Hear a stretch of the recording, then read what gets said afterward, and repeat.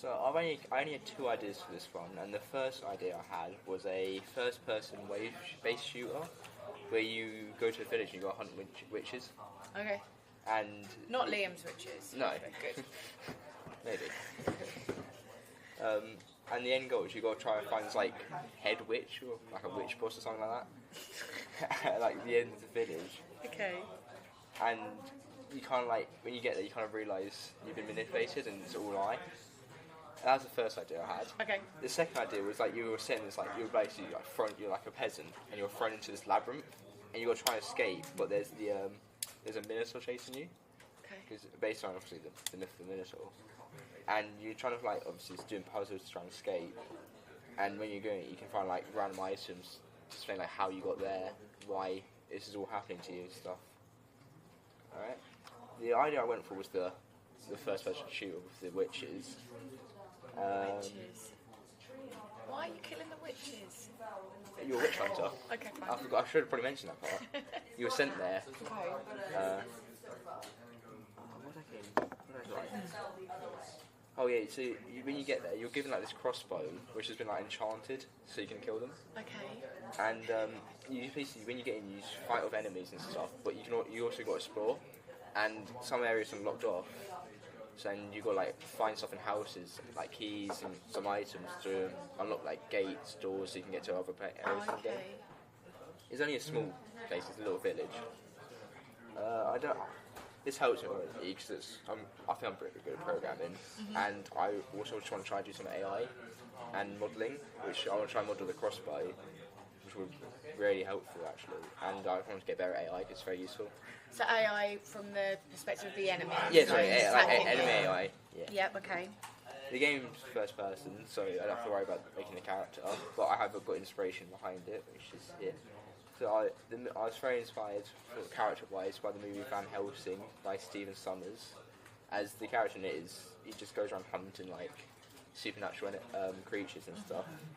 And I just think it looks cool. The level is very heavily inspired by Resident Evil 4, as I think the environment and scenery of that game is very, very nice, and it would very much fit what I'm trying to make. And obviously, the myth is around witches and how they were portrayed. Right. So the game would be 12+. There's not really much scary and it's not too violent, but there is shooting and stuff, so I have to put it in. It's more targeted towards the killer side and the explorer aspect of the Bartol's player type, as obviously there's waves you got to fight them off, and it's from a crossbow and maybe a knife if they get close. And the explorer part is you got to explore the village to try and find different items and areas. Right, and you need them to be able to actually get into certain places. Yeah, and you need to find all of that stuff to unlock the final place to finish the game. So far, I've made a level blueprint. It's hard to see, but it's there. Yeah. Which is it's just a small village, really. It's not too much to it right now, but I might improve on it later. And the first experiment I done was about UX design, which I had done is I had a small little path which split into two different ways, which one was bright and one was dark. And I just wanted to see how people would interact with it, and like so I can try and implement it in my game. I had 4 people do it, and for the last 2 people doing it, I put a flashlight in it to see if that would change how people approached it. And did it? Yeah, actually it did. Not much, but it did change a little bit. The final idea I had isn't much different from what I originally came up with. I changed a few things because I was going to make it so instead of having set enemies on the map, it's now a wave shooter instead. So it's one of the ways, and it gets progressively harder. Yeah. On Milar. And I changed the end goal from being just hunting a certain amount of enemies to finding the main witch. Right. And that's for a series of puzzles that you'll be doing whilst you're trying to fight off all of these witches. Okay, sounds quite intense. Yeah. Yeah. And so experimentation-wise, you did some stuff in Unreal. Yeah. Yeah. Is there anything else that you still need to learn how to do? Right now I'm trying to make some more AI. Okay. Just to make sure I've properly got it done and I know how it works. but I also want to try and do some modelling. Sorry? Some modelling in Blender. Right, Because I'm not very good at it, but I want to learn. Yep. And so, is your game going to be first person? It is first person. First person. Then are you planning on modelling characters? I think or just because it's first environmental? person, I don't have to worry about what the character looks like. But for the witches, I might just try and find like a pre-made model. Okay. Just because I don't think I have enough time to make an entire character. So the 3D modelling, would that be more environmental? It'd be stuff? more like houses, fences, maybe the crossbow if I get time. Oh yeah, of course you said that. Yeah. And maybe things that you need to interact with for the puzzles. Yeah, like Might be difficult to find specific items that you might need. Okay. I would say maybe, I don't know how much you've looked into Peggy, like maybe look into it a little bit more, because you're going to be actively seeking out and killing people. You might want to look at Peggy and just see what restrictions you have with Peggy 12. Alright. Make sure that you're sticking to that, or potentially adjust that if it feels like it's a bit low. It does depend on how violent and how graphic it's going to be. The plan was, it was just, you shoot a bow and the enemy will just fall on the ground. There's no like blood or like much more to it. It's just you hit them, they fall. Okay. Right, I'll let you guys. Any questions? So, do you plan like, the player to be rewarded somehow, like for completing certain rounds? Not really. I feel like it's just more of like the waves are just going to get progressively harder, just to make it like you feel more pressure to explore more, so I can finish it off before instead of just running around.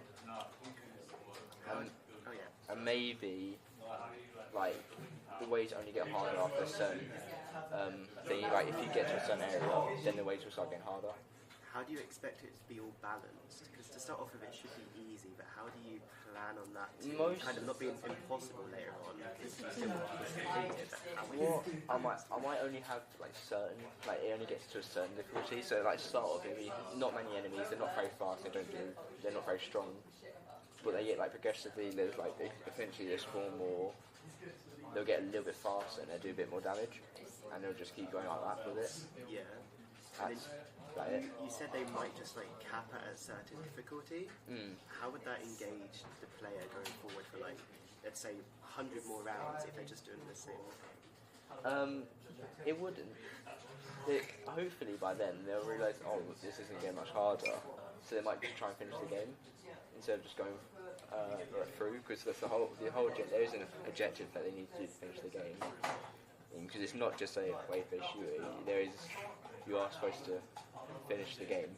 Am I right in thinking you're kind of managing a few things at a time? So you're managing the waves of witches, but you're also solving puzzles to reach the end. The waves is more of a difficulty instead of making it like the whole objective, which is why it's now, instead of being hunting certain enemies, it's getting there to each place. So it's more of like to put some more pressure on instead of forcing the player just to go around killing.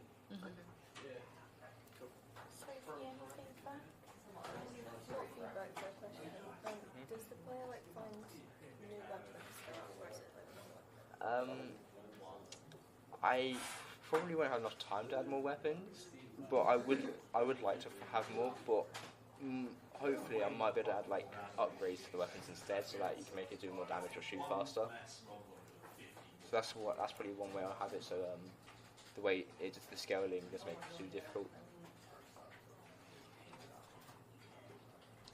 Any other questions, guys? I think I've said most of the things as well. I think it feels like this game's going to be a lot about the kind of difficulty level. That feels like a really important part of it, that you want to get that exactly right, and Liam mentioned it as well. So I would say tons and tons and tons of playtests, because you're going to really need to observe how people interact with your game. And you need to make sure that it's achievable, but also gets, it's the right level of difficulty. And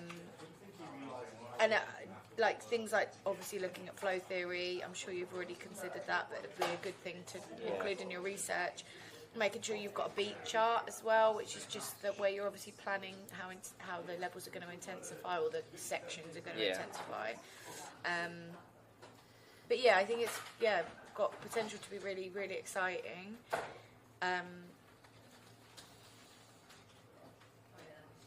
Yeah, I think it's good. I think it's really good. I'm looking forward to it as well. Yeah, all good? Yeah.